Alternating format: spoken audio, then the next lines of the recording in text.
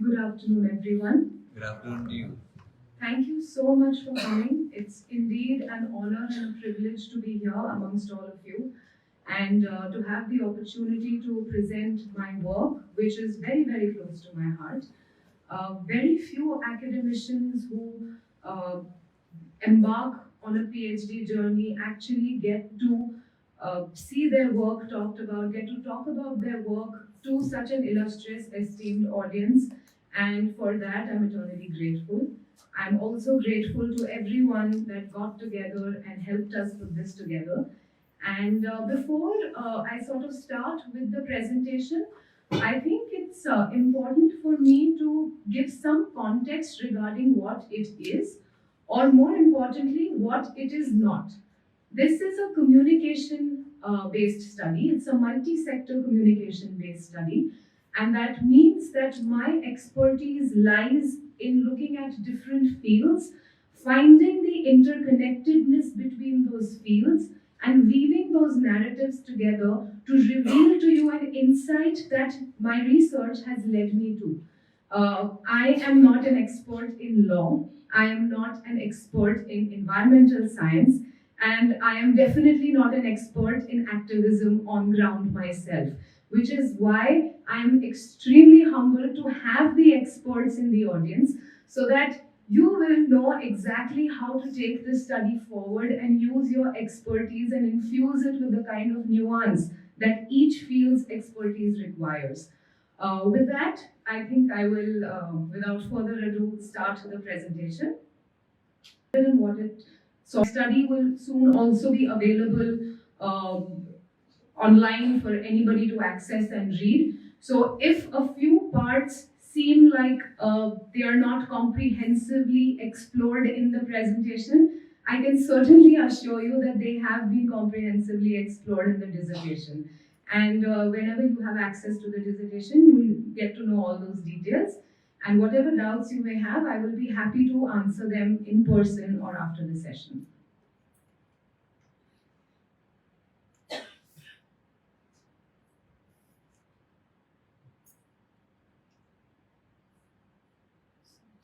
I think it doesn't like me.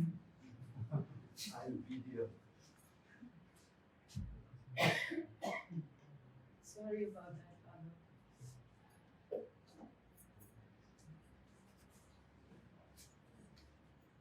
Yeah. So to introduce you to my study outline, as it says, the aim of the study was to examine whether the juridical field of environmental law in India, especially Goa, is, because the study was done based on Goa, whether it is gendered, and this has been done through an ecofeminist lens. Again, before proceeding forward, like I said, I am neither a legal analyst nor a legal scholar, by no means a legal expert.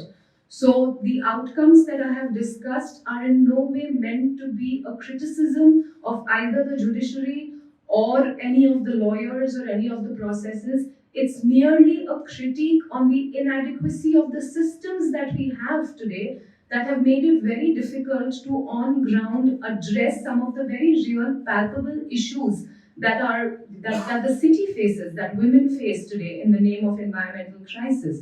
So with that in mind, I will go ahead and introduce you to some of those lacunae or some of those limitations that exist in the way that the present systems of power have been set up. And if we can all, put our minds together and figure out how we can make the systems better so that the outcomes are better. It's merely done from that perspective. Not from the criticism of an institution or the criticism of any individual that has been spoken about in the study. The juridical field as a concept has been defined through the French sociologist Pierre Bourdieu's framework. A total of 17 legal cases, which are judgments, the judgments of 17 civil legal cases, which are regarding environmental disputes in Goa, have been used. And it is the study of those 17 cases that have, acted as media text for me to analyze and to come up with my analysis and my conclusions that I have drawn. All of the parties, amongst all the 17 cases, the common thread that binds them together is the fact that one of the parties involved in the dispute was Goa Foundation. And that is because I'm looking at how institutions of power sort of result in either creating or maintaining the power dynamics that exist in society. And it was supposed to be an analysis of how power works amongst institutions and not individuals, which is why an institution was picked up, and it had to be Goa Foundation because of the amount of work and the number of years that Goa Foundation has put into this field, that it was glaringly obvious that it could not have been anyone else, since my study starts from the 80s and goes on to using cases till now. So in all of the cases, Goa Foundation has been one of the two parties. We'll begin with the key concepts first. So when we say this has been done through an ecofeminist lens, I think it's very important for us to first parse the understanding of ecofeminism in its most basic form. Ecofeminism is the idea that the crisis that the environment faces today and women's crisis and marginalization of women both share a common oppressor. And the oppressor is the system of capitalist patriarchy. Patriarchy and capitalism feed into one another and are together responsible for environmental devastation, concomitantly also disproportionately impacting women compared to men or any other gender. They disproportionately impact women more. And there is very little that is usually spoken about or acknowledged about through this framework when crises around the environment are spoken about. So the basis of ecofeminism lies in critically analyzing the intersections of different fields and powers and how capitalism and patriarchy together impact the environment while differentially impacting women. The term ecofeminism was coined by Françoise Dubon. She wrote a book called Feminism or Death. She was a French radical feminist, and she argued that looking at the way that the world is going with capitalism and patriarchy entrenched, she argued that improving the status of women globally was imperative for not just the betterment of the planet, but the very survival of the planet. The survival of the planet itself is in jeopardy if attention is not paid to improving the status of women globally, because the status of women globally is very intrinsically and strongly linked to the environment and vice versa. The exploitation of women and all other marginalized groups, so for example, people of color, children, economically weaker sections of society, if we go back enough to see the nexus or the source of origin of all of these problems, we will understand how patriarchal oppression is responsible for somewhere resulting in the marginalization of the oppressed and for environmental crisis. Now, why do we need ecofeminism in India? Why is it that capitalistic patriarchy is even an issue that we need to talk about or to keep in mind? When we say that capitalistic patriarchy disproportionately affects women, which women are we talking about and how? So there is an entire analysis on how it affects urban women. So for example, over the years it has been sort of noted that there has been a definitive reproductive decline amongst women that are living in urban areas that are exposed to pollution. There is definitely a voluntary decline in reproduction. The number of women globally, including in the metros and urban cities in India, talking about voluntarily choosing not to procreate because the future of the world, the future of the, our one planet Earth, lies in doldrums right now because of the fear of what the environmental crisis will bring. But I would like to keep that aspect aside because my study focuses on Goa, and the women that are impacted the most are the ones that are usually either marginalized or from the rural communities. which is why a greater focus in my study is also on why ecofeminism is required, especially for the marginalized and rural women who are actually affected much more than their urban counterparts. So, to begin with, when there is, because in the name of capitalism and development, there is a lot of loss of biodiversity that is caused due to deforestation, that is caused due to infrastructure and tourism development, and all of that kind of ends up reducing the number of man hours of employment for women who work in these forests or in these coastal areas and whose livelihood depends on the very areas that are being demolished and destroyed in the name of development. There is voluntary reproductive loss due to need to work more hours. There are villages in the northeast where women actually have a voluntary hysterectomy done so that they don't lose those 2 or 3 days of the month when they have their menstrual cycle, and they don't lose their ability to earn in those days. With increasing amount of heat, with increasing amount of temperatures, and considering the huge percentage of women in India who work in the agricultural field, it's becoming very difficult for them to cope with the climate situation and the climate conditions. There is lowering of the water table. Now, especially in villages, and based on my study in Goa, it's the women who are primarily responsible for fetching water. And the more the water table gets lowered because of environmental pollution, which is directly caused by indiscriminate development, it results in these women having to walk farther and farther distances to actually get the water. So not only is it physically more taxing for them, not only is it more time consuming, but it's also something that women have to bear the burden of, and instead of the men in the society. Water pollution and toxins increase incidences of breast cancer and health hazards, which again disproportionately impact women that are living alongside the riverbanks in rural areas. Because of farmer suicides, the entire burden of the family ends up getting transferred onto women who, in addition to taking care of the family and the children, have to also become the primary earning members for the family. Like I said, marginalized women are the ones that are affected worse, since although officially, legally, the caste-based discrimination has been eliminated, but there are parts of the country where the practice is still very much there. And in such places, the women who don't even have access to wells, to public wells and to public amenities, have to go even farther distances to get their basic everyday needs met, their needs and their families' needs. Which is why it's very crucial to sort of look at things from an ecofeminist perspective, because if we don't anymore, the gender disparity will keep increasing, proportionately as the environmental crisis continue to keep getting worse.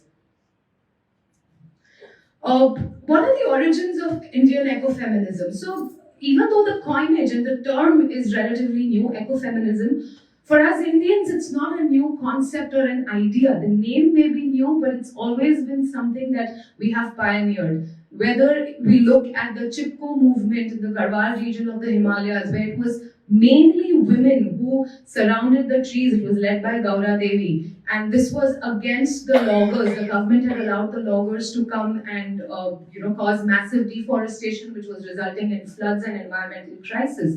And it was the women who were at the forefront of the movement, who went and hugged trees and made sure that they were able to stop that kind of indiscriminate deforestation from happening. Similarly, when it was the Narmada Bachao Andolan, there was Medha Patkar who was at the forefront of it. We have Indian ecofeminists who have done a lot of work in trying to unpack these legal and environmental and gender intersections of this particular issue. We have Beena Agrawal, who has spoken about how it is very important for women to have a greater bargaining power and a greater representation in policy making regarding the environment. They have a bigger say in the ways in which policies are framed or acts are written, or even in actually legislation and in being in positions of power where they can make a difference through decision making. We have, one of the studies by Jaya Kumari that talks about Kerala, speaks about how in the early 70s, Kerala started off as considered a problem state per se, but then with bringing in technology and bringing in,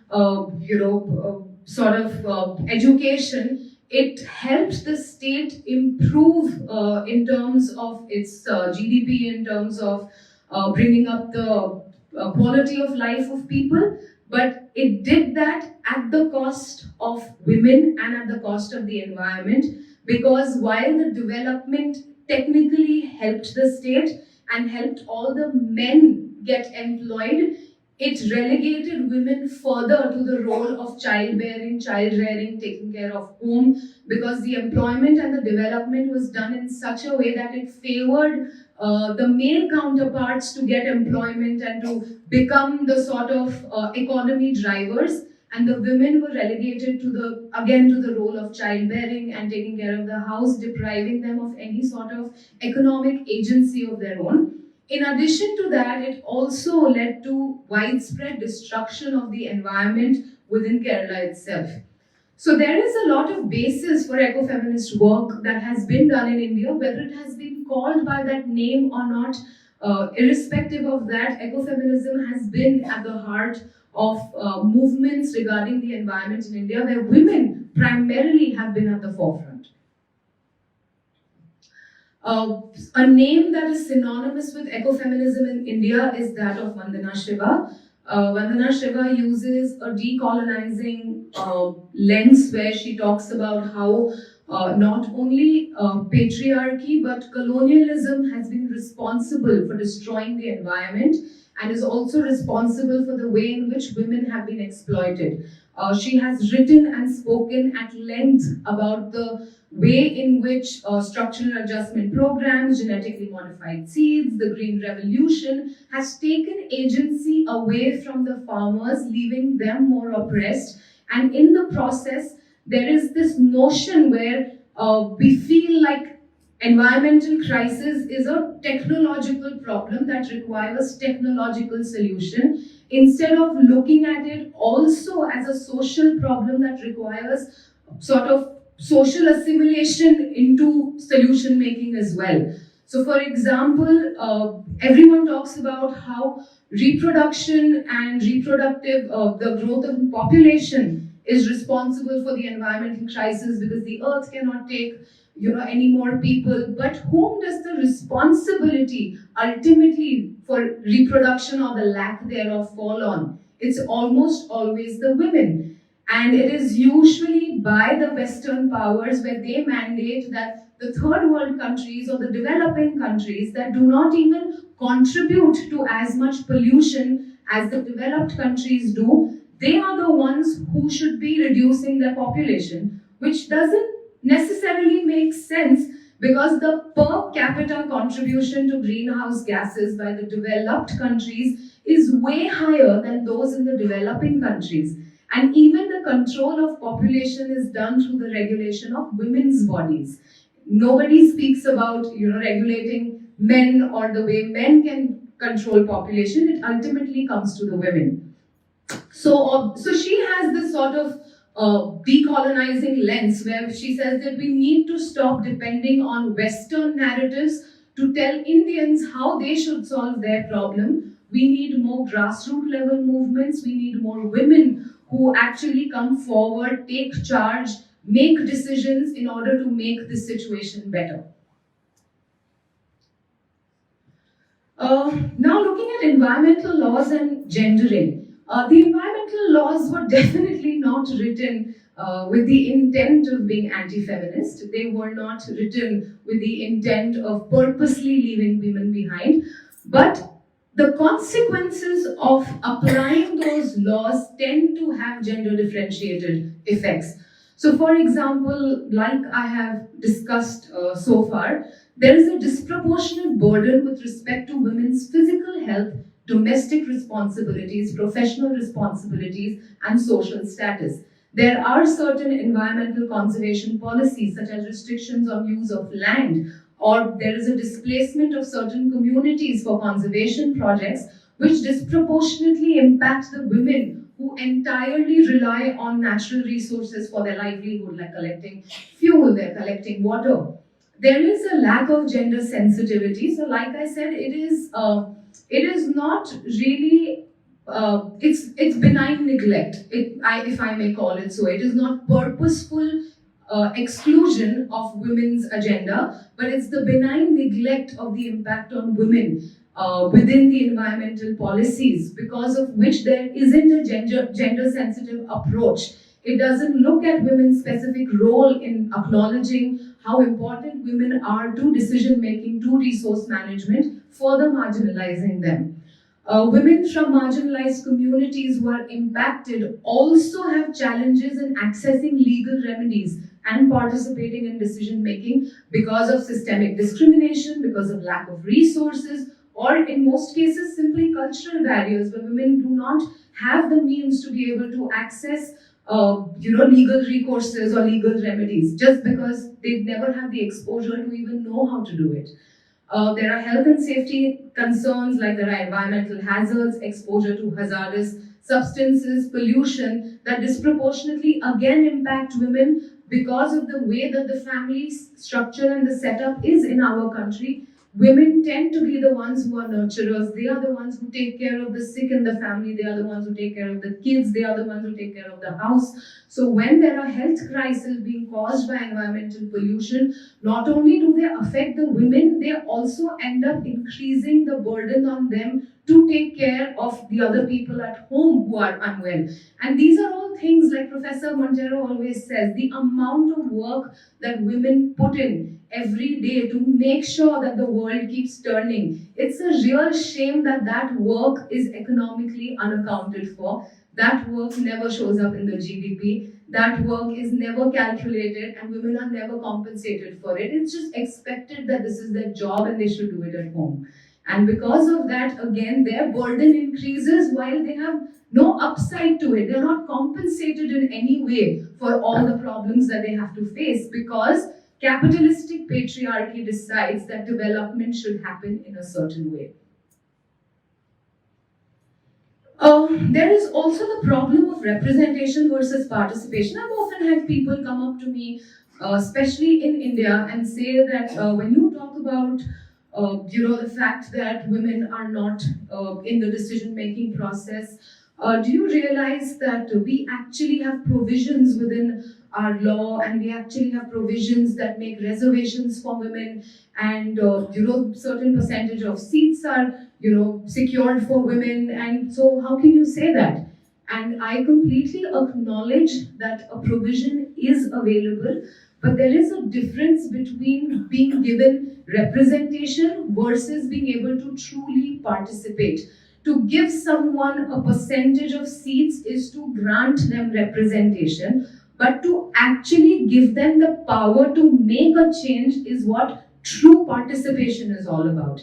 And based on a few studies that have been done, we've seen that while representation has been worked on, participation is a big question mark. There is a study, there are actually multiple studies that have been done. The one in Telangana reveals that 68.76% of women are engaged in active politics because of their husband's coercion. Only 16% entered politics because of self-determination or self-empowerment. In Gujarat, the husbands of elected women are called sarpanch patis. So the woman could be a sarpanch, but it's the sarpanch pati who usually takes the decisions. It's the sarpanch pati who usually decides or becomes like the de facto head, while the woman is just the nominal head. In Madhya Pradesh, there are studies that have talked about how in some of these meetings, they actually ban the male members of the family from showing up, Because there have been instances where the male members have not only shown up and spoken at the meeting, but have also taken the oath instead of the women. So, same thing with Odisha, and there are loads of these studies. I've just presented a few snapshots of it. So, yes, there is representation, but is there participation is a very big question that we need to ask. Now that we've kind of familiarized ourselves with the concept of ecofeminism, with the nexus between environmental laws and gendering, and how it impacts women. This gets a little technical, so I'll try to be brief about it, and we can discuss it in absolute details and lengths later if you would like me to clarify any of the doubts. So my study was based on, like I said, this French sociologist Pierre Bourdieu's work. It's actually his seminal work called Force of Law, and I absolutely don't need to tell anybody from the legal field what that is about, but for those of us who may be a little unfamiliar, Pierre Bourdieu's work called Force of Law is where he talks about what a juridical field is. Before we go into describing what a juridical field is, let's see what he means by the word field itself. So, according to Bourdieu, our society comprises different fields or different sort of sections, and each section has its own hierarchy of power, has its own way of operating, has its own values, and these sections or fields often overlap. And in this overlap of the fields, you will see that different kinds of capital are constantly being exchanged. To break it down and make it even simpler, there are about four kinds of capital. One is economic capital, which is your monetary capacity to buy something, and how your monetary capacity determines how much power or influence you have in a certain field. So, in that intersection where different fields overlap, your monetary capacity is a source of power. That is your economic capital. Your cultural capital comes from your education, your skills. If you have been born in a family that has been able to afford to you a good education, that's a privilege that you have in the form of your cultural capital that others may or may not have. So your skills and your education is a form of your cultural capital. There is social capital, which is in the form of the social networks that you form, the kind of connections that you have in society. And lastly, there is symbolic capital. Symbolic capital is in the means of what kind of status or position that you hold. So, for example, a police officer, by being called the DIG or the inspector, has certain powers that come with the position. So, the authority that you have based on your position in society is symbolized by symbolic power. Lastly, there is the concept of habitus. Now, again, to simply put it, habitus talks about how people from within a certain field have the advantages that they all share, and this helps them in perpetuating those advantages to the next generation while keeping the others out. A classic but sort of oversimplified example of habitus is when we talk about the nepotism debate in India, where, or even if I look at it from the US point of view, within the legal and the political system, for example, Harvard Law School, Yale Law School have a lot of influence. Because of that, most people who are lawyers and most people who eventually become decision makers and run countries tend to belong to one of these institutions. And because of the way that the system is set up, it is natural that the more hires that are made within the field are also from Harvard Law School or from Yale Law School. People from Harvard and Yale will give more employment to people from Harvard and Yale. So that's how the representation of certain institutions that have that kind of power becomes overrepresented over time, while others who don't have that kind of access do not get that same kind of representation available to them. And that is the power of habitus, that that shared power that you enjoy because you're a part of a certain field. Lastly, and I promise you with this, the background and the basic concepts will all be done, and we can actually get into my study. The last concept is that of toponyms. So I've been speaking about Bourdieu and how I've used Bourdieu's framework, and Bourdieu's framework is about seeing how power dynamics manifest within a field or within intersections of field. And sometimes this is done by the process of naming, by having the power to name something, by having the power to categorize something. So, for example, if we look at toponymy, uh, in our country, most countries, the legal system gets to decide how somebody is called a husband or what entitles a woman to be called a wife. These are legal ideas that have been put forth, and if you want your rights and your, if you want to be represented when there is a crisis, it's very important to follow due judicial process in order to get that. So unless and until you are uh, sort of deemed husband and wife by the courts, by a certain legal process, you do not have the rights that are supposed to come with being a husband or with being a wife. So this naming, calling this husband, calling this person wife, the idea of calling this arrangement a marriage is as much legal as it is social, and that is why courts and systems of power today assert their power through the means of being able to name and categorize. For a layperson, its name will seem like it is much more premium or much more superior, and because of that name itself, it will fetch a much higher sort of premium value. So, a lot of times, the name of a person, in our cases, surnames. In India, people still ask for surname, and your surname brings a certain kind of power, to you in the way that the society treats you, in the way that you exert your power in society. And that's why naming becomes very important. If you have, for example, when I spoke about the South African community, naming resulted in increasing the rental price or the sale price or the property value of that place. If Bourdieu were to speak about it, he would say that economic capital was exchanged in return for credibility and power. That is how Bourdieu would say that people with more money are able to buy into that credibility and power of a fancy place with a fancy name, because the fancy name and place enabled the people with economic power to become the entrance into its community, and the ones without economic power were left out. So that's pretty much how Bourdieu would analyze it, I hope.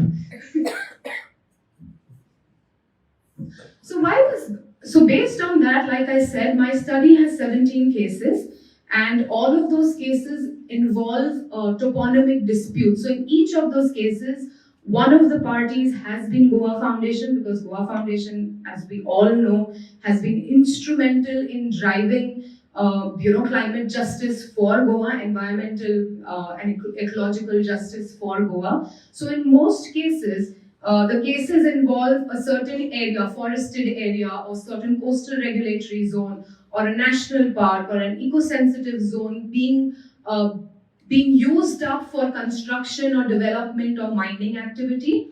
And Goa Foundation has been the one to approach the courts and talk about how, because this region is supposed to be a reserved region, it's a reserved forest, or it is an eco-sensitive zone, that this should not be allowed.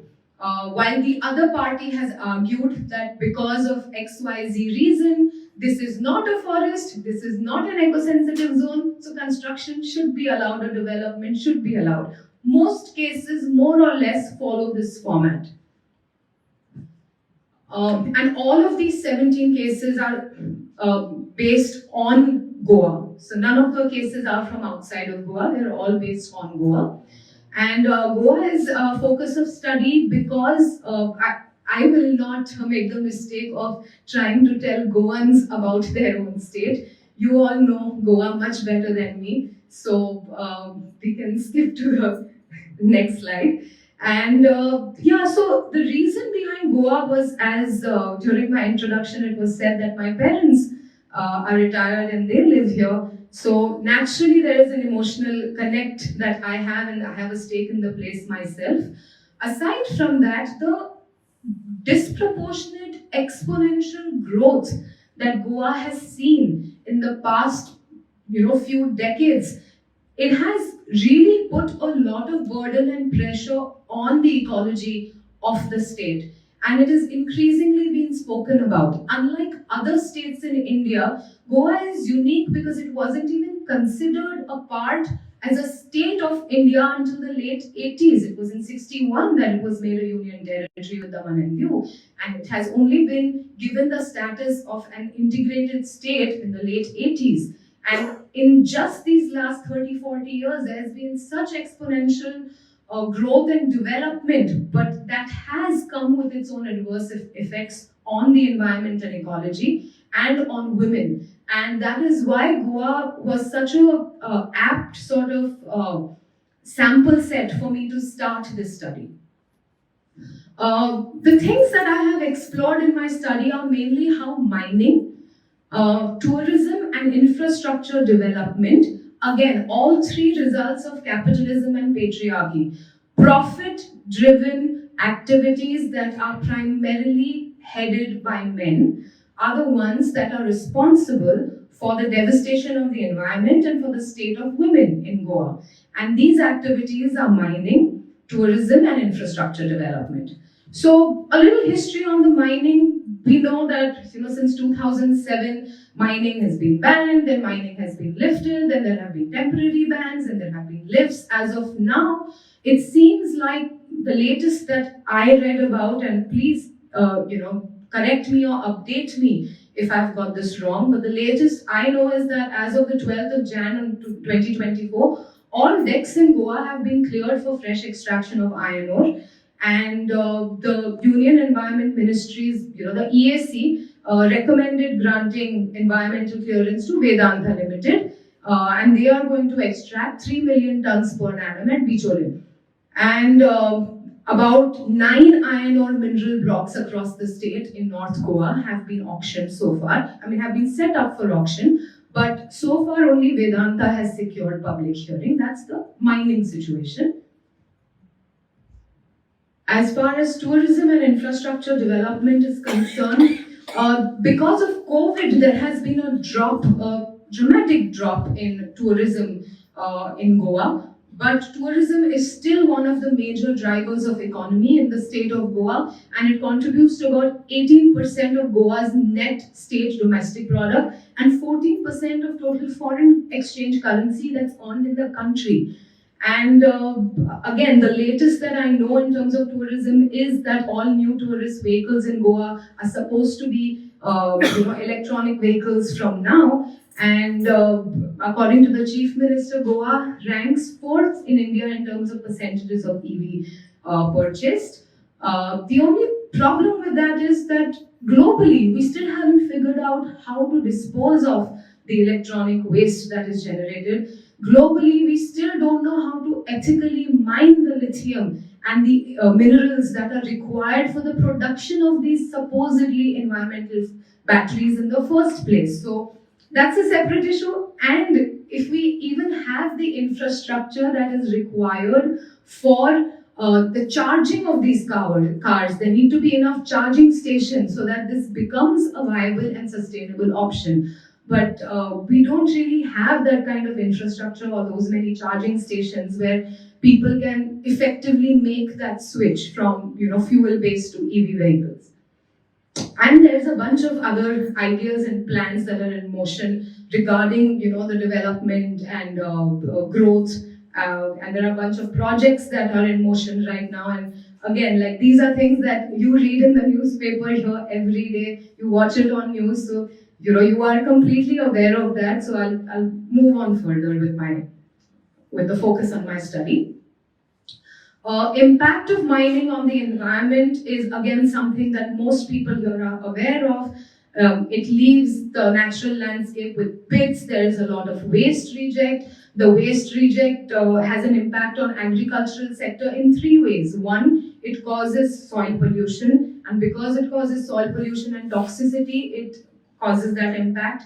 Second, because mining as an activity requires the clearing of forests, etc. So there is large-scale deforestation that is oftentimes done, which is again an impact.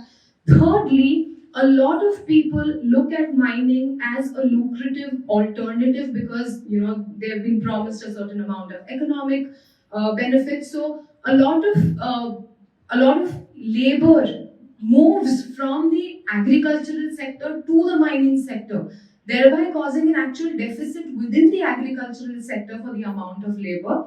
Once again, putting the burden back on women because women do not get as many jobs in mining. And even if they do, there are certain limitations, to put it mildly, which we will discuss later. Like I said, there is soil pollution, there is groundwater pollution, it impacts clam fisheries, the impact on tribal people who live in these areas, these communities that are indiscriminately displaced because areas have to be cleared, areas in which they are dependent on their livelihood for are cleared for the purpose of mining. Again, the impact of mining on women is also palpable in the state.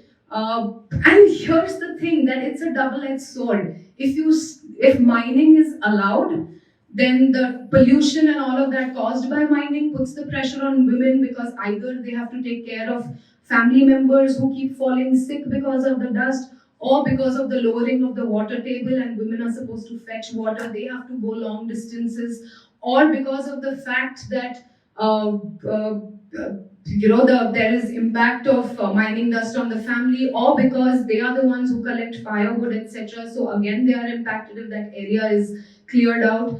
So that ends up putting like a double burden on women. One is the economic burden, and the other is the burden of the family.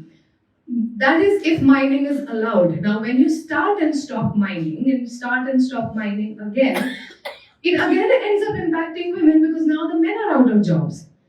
And there has been an uptick in domestic violence against women, in increasing levels of alcohol and drug consumption amongst people who end up getting unemployed because mining has abruptly been stopped. Once again, putting the pressure back on women because husbands are not working, there is domestic violence.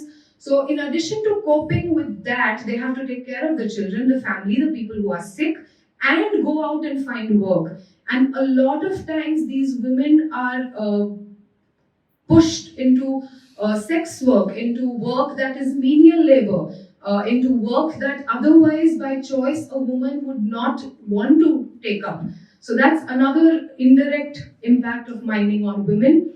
And there is a complete loss of indigenous knowledge and practices because these communities that live in these forested areas or in these coastal areas that have been cleared out, these communities, especially the women folk of this community, have a lot of deep, rich indigenous knowledge about the plants, about how they can be used, their medicinal purposes, which cannot be formally captured. It's an experience that gets passed down within the communities from women to their children. And once you displace them, all of that wealth of knowledge is lost. All of that entire culture by itself is lost, a culture that's being upheld by women. So that's mining and women.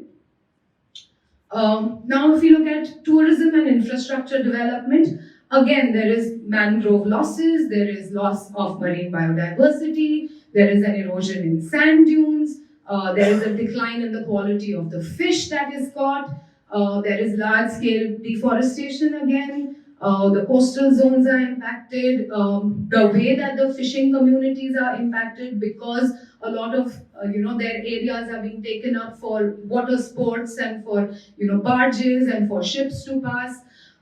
So the impact, and of course, more importantly, the amount of tourism, the pressure of the number of tourists that comes in, a lot of the water that is supposed to be for local use is diverted for the use of tourism.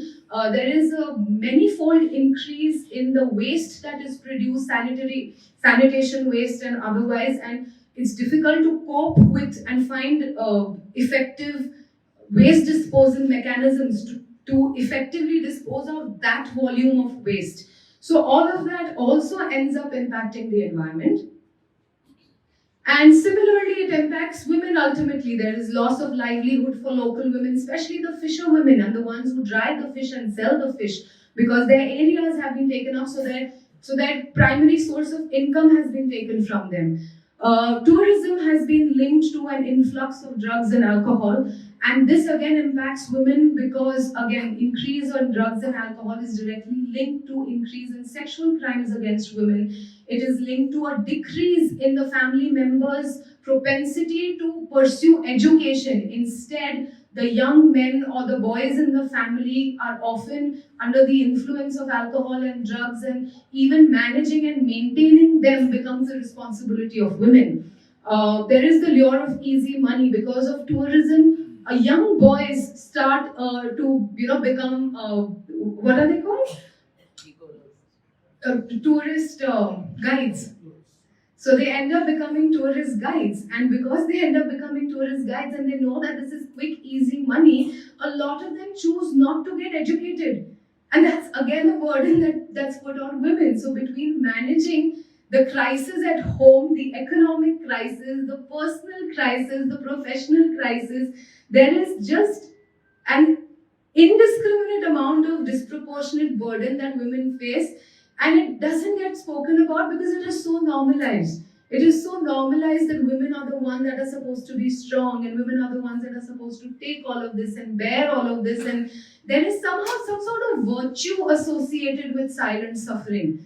And because of that, even though these things are so common, they are not spoken of. I was quite surprised when I started that this was the first ecofeminist study based on Goa. And the amount of information there is out there, like the potential for research in this is indefinite. So, and also the media portrayal of women as easy. So when there were ads and stuff, and the locals here will know that earlier the tourism industry used ads where they used bikini-clad women, or they used women in sort of a derogatory or degrading manner, which also impacted the ways in which the tourists that would come to Goa would behave with the local women folk, the way that they would act towards the local women folk, the kind of expectations that they would have from the local women, again increasing their susceptibility to sexual crimes and sexual violence. So coming to the study design and methodology, this was a qualitative study. There were 17 cases. I used those 17 cases and they were judgments. So in a judgment, typically the ones in the legal profession have all seen what judgments look like. But for the benefit of those who haven't, the judgments are written down in point form, and each point is one aspect that is addressed. So you have point 1, point 2, point 3, point 4, etc. throughout the judgment. So my first task was to read through the entire judgment, apply Bourdieu's framework of the juridical field, see what are the intersections of power that are happening, who are the players, what are the intersections of power, understand how in each case power is being manifested differently and leading to different sort of outcomes that impact women and the environment simultaneously, but doing that through Bourdieu's lens. So first was using Bourdieu to parse the power dynamics in the field, and then to use an ecofeminist lens to go and see now how does this differentially impact women. So step 1 is Bourdieu's framework, step 2 is using an ecofeminist framework. The details are here, but I'm going to skip the details because otherwise, I end up taking a lot of your time. But I am absolutely accessible. So if anybody wants clarifications on these, please feel free to reach out, and I'll be very happy to engage in a discussion on the details of my methodology. Like I said, all the cases involved Goa Foundation. They were all regarding a toponymic dispute on these 5 toponyms, whether it was forests, coastal regulatory zone, national park, eco-sensitive zone, and wildlife sanctuary. Of course, there are a lot more cases, the hundreds of cases that Goa Foundation has fought. But because the ambit of my study was on looking at cases that are specific on toponymic disputes and these 5 toponyms, it distilled down to about 17 cases. I think we can skip this. So the hypothesis was that through the analysis of the use of environmental toponyms in legal arguments, as evidenced in judgments passed by the High Court, the Supreme Court, and the National Green Tribunal, it is possible to prove that the juridical field of environmental law in Goa is gendered. Maybe we can skip this as well. And the central research question, like I said, the questions that I had in mind when I was doing the analysis of each case was, what are the various dimensions of power evident in the juridical field, and how are they involved in the creation of gender violence? If yes, how? What are the hierarchies that exist within the juridical field? How do instances of symbolic capital and symbolic domination manifest in toponymic disputes? Is there a gender dimension, and what does it look like in an environmental case? And I'll explain about the 4 quadrants in a bit. We can skip this as well. So the process is, you take a case, the first thing you do is you define what the juridical field of environmental law is. Basically, you identify the key actors in the case. So the key actors could be government agencies, environmental courts, legal professionals, NGOs, corporates, or the affected communities. Then you analyze the distribution of capital. Like I said, identify which institute has what kind of capital. The corporates have economic capital. The state government has symbolic capital because of the authority that they have. Goa Foundation and NGOs come with cultural capital because they bring their research, their knowledge, their in-depth understanding of the field, and how each one uses their capital to negotiate for power within the juridical field while trying to win the case. Then you study the habitual practices. Like I said, how do the different professions or the different actors, how have they benefited because of their habitus, because of their socio-economic, cultural, political affordances and privileges. Then it is about examining symbolic power and legitimacy. Like, how do certain actors have greater access to institutions of power and certain actors do not? Then what is the role of the state, and how do the power relations between the government, the legal institutions and other actors play out? And finally, analyzing what kind of social reproduction and change can likely take place because of this case, whether the environmental laws or whether the arguments put forth in the case are going to uphold the inequalities or they are going to help in contributing to environmental justice. So this was the process that was followed for analyzing each of the 17 cases. This is a sample. If we have time, I will discuss it later, but I think I want to focus on the findings. So we can go forward. Next one. So the conclusions through the analysis of all of these cases, the conclusions that came were, except for a few instances that are mentioned in my case analysis, there is no explicit evidence of overarching gender in the juridical field of environmental law based on the way that I categorized it alone. Now this can seem a little underwhelming, but I promise you there is a good reason for why this has happened.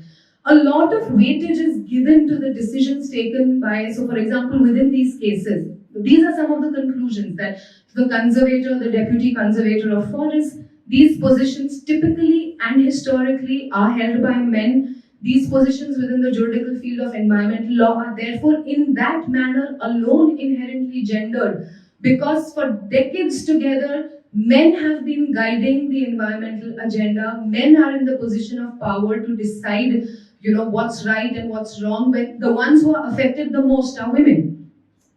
The committees that are set up, so for the forest, there's the landmark case, which is what is it called? It's just escaping me right now. It's regarding the court's orders that the boundaries of the forest and forest areas have to be identified. And in order to identify these forest areas in each state set up their own committees. So even the committees, the Savant committee, the Kapoor committee, the Karapurkar committee, all of these committees are headed by men. Most of the people in the committee are men. The committees are named after the men, which is again an inherent gendering in the process in which solutions are approached. There continues to be a gendered use of pronouns. Even when talking about general public, within the cases, one can see that it's always about, when they're referring to general public, it is he who is going to do it, or he will have no legal right, or his agent, or his dump, irrespective of the actual gender of the person. And yes, one can argue, but that's for convenience, that, we just say, himself instead of themself or herself. But it is exactly these things that perpetuate the stereotype and the notion that what is normal and convenient is masculine, and for anything to be feminized, it needs to take some extra effort, which people are not willing to put in. Lawyers often refer to female judges as sir and my lord even today, which is why, again, it can be argued that inherent maleness that perpetuates a certain stereotypical idea of the requirement of patriarchy to be the dominant force within the juridical field is what happens all the time, and that's evident throughout. So,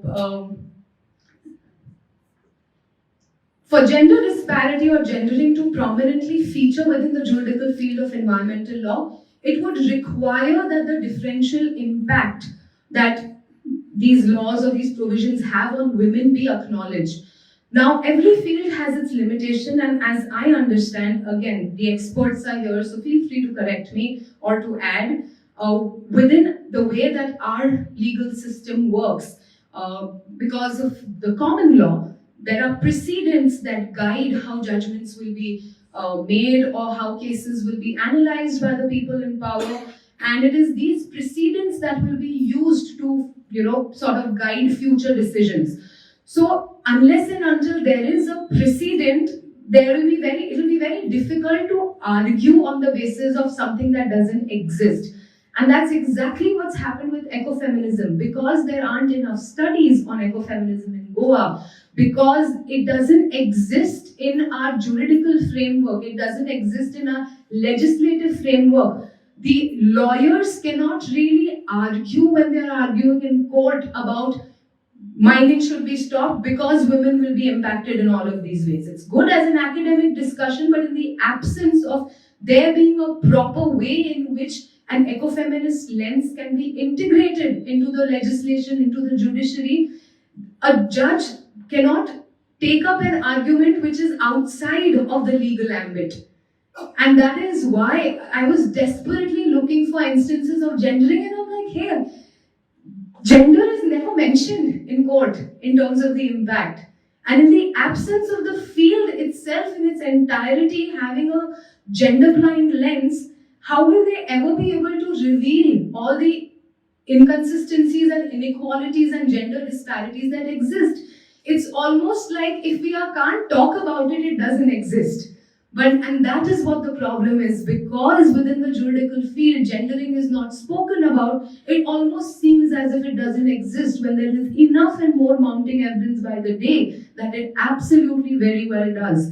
And that is where all of you come in, because each of you who is an expert in their own field, and this is a multi-sector study and we have representation from most of those fields, you can take back the idea and think about how within your own field an ecofeminist perspective can be injected so that it ends up reflecting in the laws, so that it ends up reflecting in the way that judgments are made, in the way that processes are conducted. The system requires an overhaul. It's not about, like I said, this is not a critique on individuals or judges or lawyers or activists. No, it's a critique of how a system has evolved in such a way that it does not have any space for a conversation on gender-based impacts. And the need of the hour today is discussing gender-based impacts, because as ecofeminism tells us, environmental degradation and the state of women go hand in hand. Unless we empower women, unless we look at gender perspective, the environmental crisis won't get better. And unless we focus on that, the situation of women won't get better. So the future lies in acknowledging the nexus between the environmental crisis and the state of women, and coming up with policies and legislations that can allow for an ecofeminist lens to be used in decision making, in policy making, which is essentially called gender mainstreaming.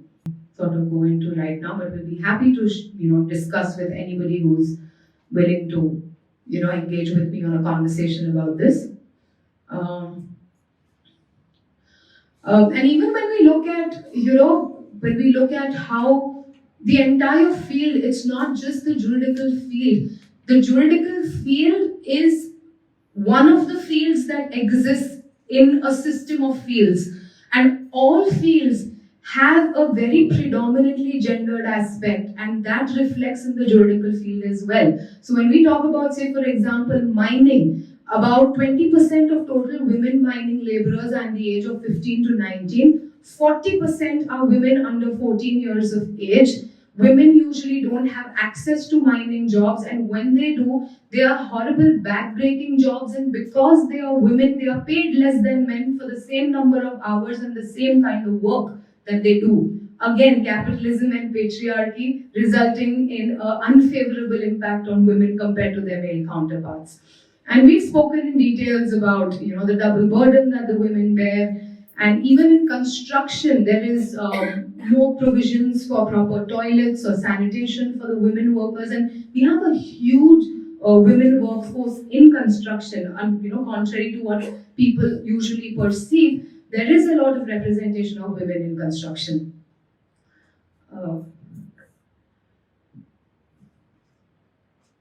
So, and like I said, it gets similarly reflected in the juridical field, where if we look at the percentage of the population of women versus how many women are actually in decision-making positions within the juridical field in terms of high court judges, in terms of Supreme Court judges, it's a very, very small number. The representation of women is very small, and even in the fields in which women are represented, as we discussed earlier, their participation is very low. Their representation may exist, but it's nominal. Their participation is low.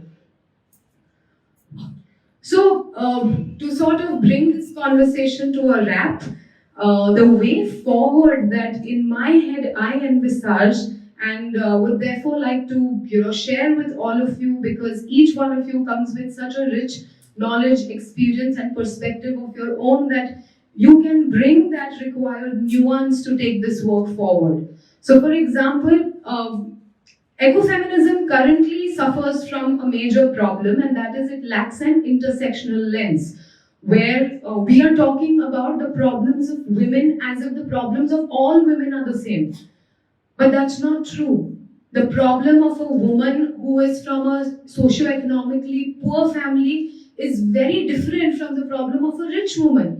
The problem of a socio-economically poor woman who's also from a marginalized minority is going to be different from someone who's just poor. So there are these different intersections in our identities, and each identity, based on the components that inform the identity, describe what are the problems that are specific to that identity. So we cannot homogenize the experience of womanhood. We cannot say all women, yes, all women suffer, but all women don't suffer equally.